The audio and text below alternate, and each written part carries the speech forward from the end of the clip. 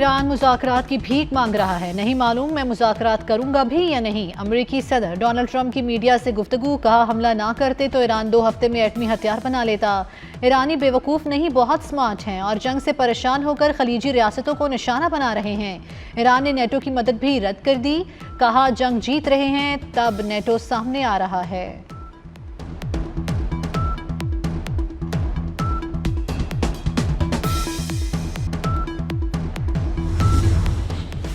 ایران کو ڈیل پر قائل کرنے کے لیے مضبوط اشارے موجود ہیں۔ امریکی صدر کے نمائندے اسٹیو وٹکاف کا دعویٰ، کہا آگے مزید تباہی اور ہلاکتوں کے سوا کچھ نہیں۔ ایران بار بار مذاکرات کی درخواست مسترد کر رہا ہے، شدید بدگمان ہے۔ اسٹیو وٹکاف نے شرائط بطور ثالث پاکستان کے ذریعے ایران تک پہنچانے کی بھی تصدیق کر دی۔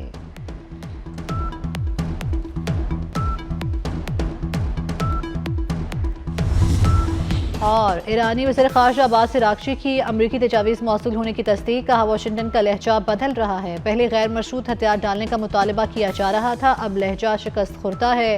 امریکہ مختلف ثالثوں کے ذریعے یہ پیغامات بھیج رہا ہے۔ پیغامات کا تبادلہ مذاکرات نہیں، جنگ کے مستقل خاتمے اور نقصانات کا ازالہ چاہتے ہیں۔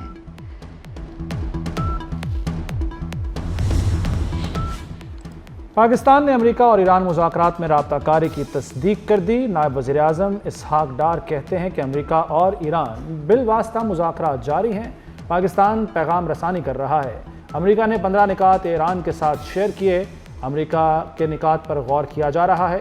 پاکستان امن کے لیے ہر ممکن سفارتی کوششیں کر رہا ہے، صورتحال کا حل مذاکرات اور سفارتکاری میں ہے۔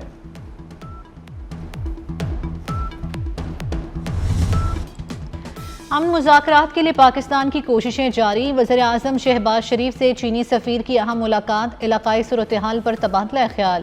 وزیر اعظم نے کشیدگی میں کمی کے لیے پاکستان کے کردار کو اجاگر کیا، باہمی دلچسپی کے امور پر قریبی ہم آہنگی جاری رکھنے پر زور۔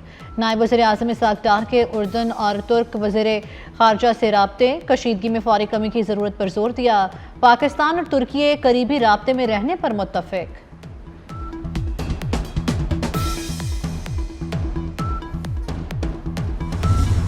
سعودی عرب پاکستان کی مشرق وسطیٰ میں کشیدگی کی کمی کے لیے کوششوں کا معترف۔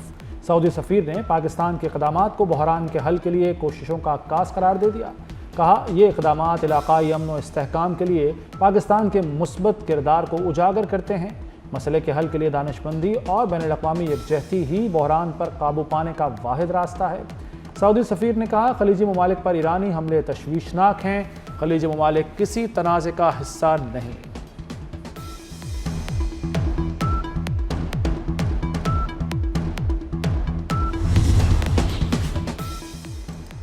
ملیشیا کی بھی پاکستان کی امن کوششوں کی حمایت، وزیر اعظم شہباز شریف کو ملیشین ہم منصب کا ٹیلی فون، شہباز شریف نے مذاکرات کی کوششوں کی تفصیل بتائی۔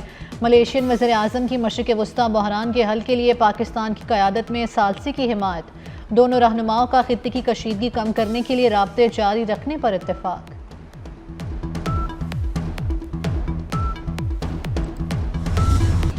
صدر مملکت آصف علی زرداری کی زیر صدارت اہم اجلاس، وزیر اعظم شہباز شریف اور فیلڈ مارشل سید عاصم منیر کی شرکت، اسحاق ڈار، محسن نقوی اور بلاول بھٹو سمیت دیگر وزراء بھی شریک ہوئے۔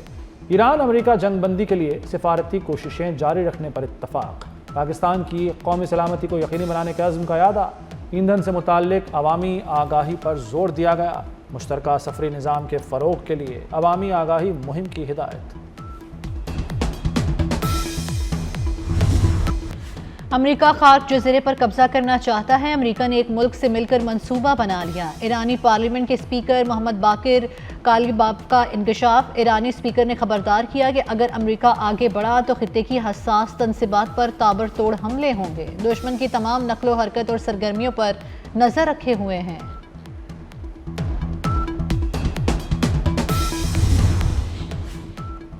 اسرائیل کا ایرانی بحریہ کے کمانڈر علی رضا تنگسیری کو شہید کرنے کا دعویٰ، اسرائیلی وزیر دفاع نے کہا ہے کہ ایرانی بحریہ کے کمانڈر کو گزشتہ رات ٹارگیٹڈ کارروائی میں نشانہ بنایا گیا۔ حملے میں ایرانی بحری کمانڈ کے دیگر اعلیٰ افسران کو بھی ٹارگٹ کیا گیا۔ پاسداران انقلاب نے علی رضا تنگسیری کی شہادت کی تصدیق نہیں کی۔ ایران کی امریکہ اور اسرائیل پر جوابی وار، اسرائیل پر حملوں کی ایک اور بڑی لہر میں میزائلوں ڈرونز کا استعمال، صرف 40 منٹ کے دوران 400 میزائل داغتی ہے۔ یروشلم اور تل ابیب پہ متعدد عمارتیں زمین بوس ہو گئیں، کئی گاڑیوں میں آگ بھڑک اٹھی، متعدد افراد زخمی۔ ہدیرہ میں واقع بڑے پاور پلانٹ کو بھی میزائل حملے میں نشانہ بنایا گیا۔ کویت، اردن، بحرین میں بھی امریکی فوجی اڈوں پر حملے، پاسداران انقلاب کا امریکی F-18 طیارے کو نشانہ بنانے کا بھی دعویٰ۔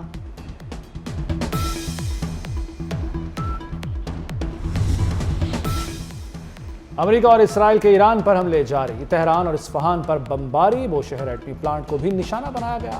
ایران میں شہادتوں کی تعداد 2000 کے قریب ہو گئی۔ جنگ کے آغاز سے اب تک 215 شہروں کو نشانہ بنایا گیا، 83,000 سے زائد عمارتوں کو نقصان پہنچا، 281 طبی مراکز بھی شامل۔ تہران میں حملوں کے باعث 2000 سے زائد خاندان بے گھر ہو گئے۔ ہلال احمر کے 17 مراکز اور 94 ایمبولینسز بھی تباہ ہوئیں۔ ابوظہبی میں میزائل کا ملبہ گرنے سے پاکستانی جاں بحق، میزائل حملے میں ایک بھارتی شہری بھی ہلاک، UAE، اردن اور بھارت کا ایک شہری زخمی بھی ہوا۔ برطانوی میڈیا کے مطابق اماراتی حکام نے بیلسٹک میزائل تباہ کر دیا، میزائل کا ملبہ گرنے سے نقصان ہوا۔ سعودی عرب کا 8 ڈرون تباہ کرنے کا دعویٰ۔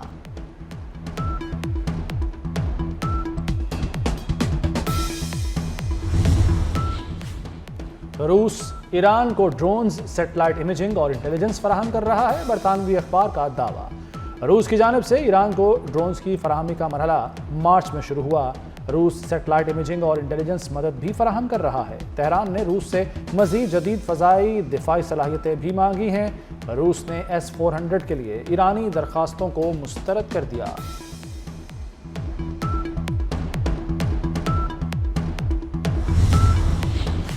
سیٹی بچ گئی، میدان سج گیا۔ PSL کے 11ویں سیزن کا لاہور میں شاندار آغاز، قذافی اسٹیڈیم میں چوکوں چھکوں کی برسات۔ افتتاحی میچ میں لاہور اور حیدرآباد کی ٹیمیں آمنے سامنے، دفاعی چیمپئن لاہور قلندرز کا حیدرآباد کنگز کو جیت کے لیے 200 رنز کا ہدف۔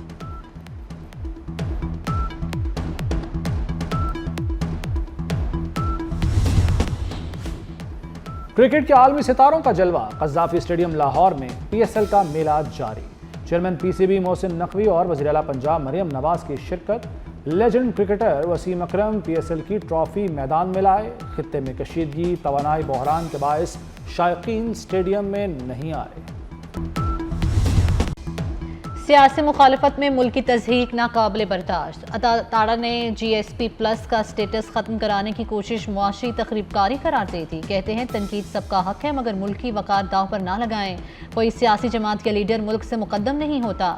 PTI ملک کے خلاف مہم چلانے میں ملوث ہے، شخصیت اور انا پرستی ملک کے لیے نقصان دہ ہے، نقصان پہنچانے کی کوشش کے باوجود پاکستان مضبوط رہے گا۔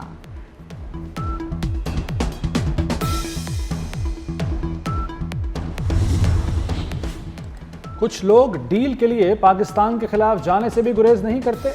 عظما بخاری کی PTI پر کڑی تنقید، بولیں پاکستان کے GSP+ سٹیٹس کو متنازع بنانے کی کوشش کی گئی، پاکستان کے خلاف دوسرا 9 مئی کیا گیا۔ زلفی بخاری پاکستان کے خلاف سرگرم ہیں۔ PTI مختلف حصوں میں تقسیم ہے، گورنر خیبر پختونخوا کا PTI وکلاء کو اندرونی سیاست چھوڑ کر عدالتوں سے رجوع کرنے کا مشورہ۔ فیصل کریم کنڈی نے کہا تحریک انتشار نے ہمیشہ ملک کے خلاف کام کیا، بانی PTI کے دوستوں پر شک ہے، وہ چاہتے ہیں بانی قید میں رہیں۔ PTI کو پوری پارلیمنٹ میں اپوزیشن لیڈر کے لیے اپنا کوئی اہل بندہ نہیں ملا۔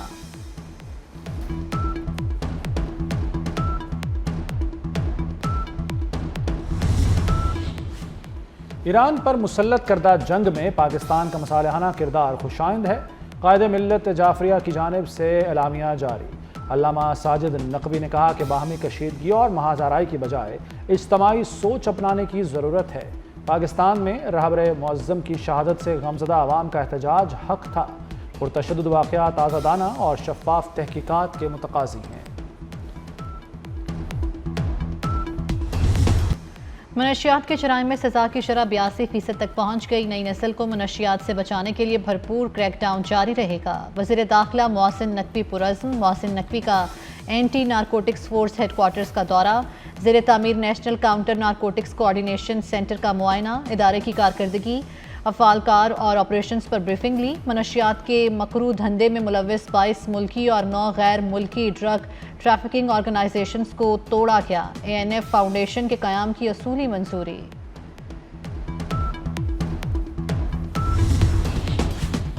اپنا گھر ہر شہری کا حق، آسان شرائط پر قرضوں کی فراہمی حکومت کی اولین ترجیح قرار۔ وزیراعظم شہباز شریف کی زیر صدارت اہم اجلاس، سرمایہ کاری کی راہ میں حائل رکاوٹیں دور کرنے کی ہدایت۔ کہا ملکی رہائشی شعبے میں سرمایہ کاری کی وسیع استعداد موجود ہے۔ بیرونی سرمایہ کاروں اور سمندر پار مقیم پاکستانیوں کے شعبے میں سرمایہ کاری کے تحفظ کو یقینی بنایا جائے گا۔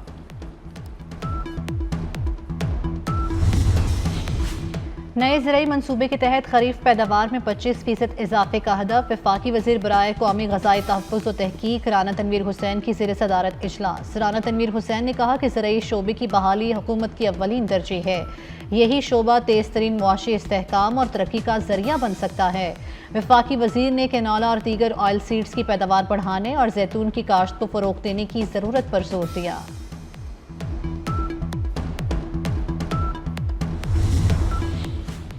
کفایت شعاری مہم پر پنجاب اسمبلی میں سختی سے عمل۔ اسپیکر ملک احمد خان کی پروٹوکول گاڑیاں گراؤنڈ۔ پنجاب اسمبلی کی 25 پروٹوکول گاڑیاں بھی کھڑی کر دی گئیں۔ صوبائی اسمبلی کی عمارت میں برقی آلات مکمل بند، غیر ضروری ایئر کنڈیشنز بھی بند، صرف ضروری لائٹس کا استعمال۔ کمیٹی چیئرمین کے پیٹرول میں 70%، سینئر افسران کے پیٹرول میں 50% کٹوتی کر دی گئی۔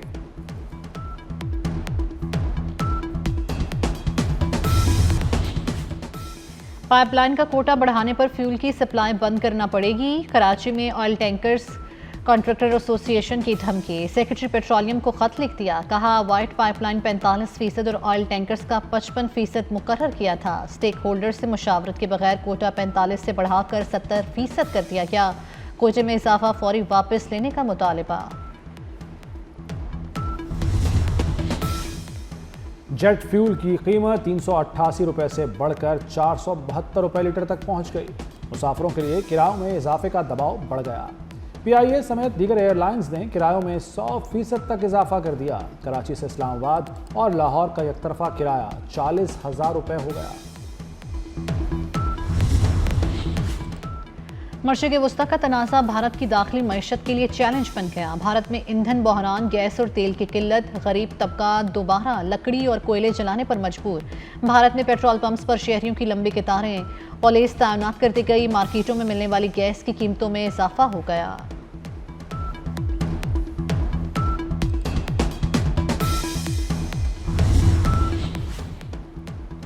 عازمین حج کا ڈیجیٹل طبی ریکارڈ مرتب کرنے کا فیصلہ۔ ایپ پاک حج پر بیماریوں سے متعلق سوالنامہ جاری۔ ذیابیطس، ہائی بلڈ پریشر، تھائرائیڈ، دمہ اور امراض قلب جیسی دائمی بیماریوں کا اندراج کیا جائے گا۔ وزارت مذہبی امور نے سوالنامہ مکمل کرنے کے لیے جمعے کی ڈیڈ لائن مقرر کر دی۔